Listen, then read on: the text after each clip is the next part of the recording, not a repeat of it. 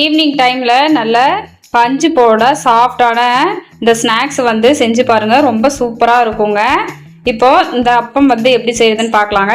Tea கடையிலெல்லாம் கிடைக்கும்ல பால் அப்பம், அந்த அப்பம் தாங்க செய்ய போகிறோம். அதுக்கு மிக்ஸி ஜாரில் இந்த கப்பால் 1 கப்பு சர்க்கரை சேர்த்துட்டு கூடவே ஏலக்காவும் சேர்த்து பவுடர் பண்ணி எடுத்துன்னு வந்துருங்க. பவுடர் பண்ண இந்த சர்க்கரை பவுடரை வந்து ஒரு மிக்சிங் பவுலுக்கு மாற்றிக்கலாங்க. மாற்றிட்டு இப்போ அதே கப்பால் 1 கப்பு காய்ச்சி ஆற வச்ச பால் வந்து சேர்த்துக்கலாங்க.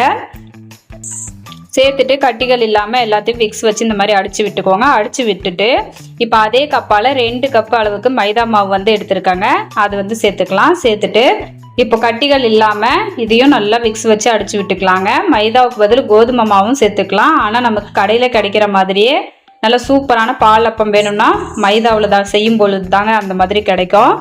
இப்போ அதை நல்லா அடித்து விட்டுட்டு 1/4 கப்பு ரவை வந்து ஊற வச்சு வச்சுருந்தேங்க.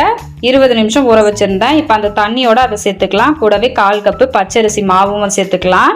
சேர்த்துட்டு இப்போ இதெல்லாத்தையும் மிக்ஸ் பண்ணி விட்டுக்கலாங்க. மாவோட கன்சிஸ்டன்சி பார்த்திங்கன்னா நம்ம இட்லி மாவெல்லாம் இருக்கும்ல அந்த அளவுக்கு பாருங்கள், இந்த அளவுக்கு இருக்கணும். கூடவே ஆப்ப சோடா வந்து சேர்த்துக்கோங்க. சேர்த்துட்டு இப்போ எல்லாத்தையும் ஒரு தடவை நல்லா கலந்து விட்டுறலாங்க. கலந்து விட்டுட்டு ஸ்டவ்வில் வந்து கடாயில் எண்ணெய் ஊற்றி வச்சுருக்கேன். எண்ணெய் சூடானதும் இப்போ மாவு வந்து ஊற்றிக்கலாங்க. ஊற்றிட்டு அப்பம் வந்து மேலே எழுந்து வந்ததுக்கு அப்புறமா இன்னொரு கரண்டி ஊற்றிக்கலாம். இந்த மாதிரி நம்ம ஊற்றின அப்பம்லாம் மேலே எழுந்து வந்ததுக்கு அப்புறமா இன்னொன்று ஊற்றிக்கோங்க. ஊற்றிட்டு இப்போ ஒரு பக்கம் வெந்ததுக்கு அப்புறமா இன்னொரு பக்கம் திருப்பி விட்டுக்கலாம். அடுப்பு வந்து மீடியம் ஃப்ளேமில் வச்சுக்கோங்க. இது வந்து வேகிறது பார்த்திங்கன்னா ஒரு 4 நிமிஷம் எடுக்குங்க. நல்லா ஒயிட் கலரில் சாஃப்டாக சூப்பராக இருக்கும் இந்த அப்பம். வந்து நம்ம வெல்லமும் சேர்த்து செய்யலாம். வெல்லம் சேர்த்து செய்யும் பொழுது அந்த கலர் வந்து நமக்கு ப்ரௌன் கலராக கிடைக்கும். நம்ம சர்க்கரை சேர்த்து செஞ்சால் தான் நமக்கு அந்த ஒயிட் கலரில் அப்பம் வந்து கிடைக்குங்க.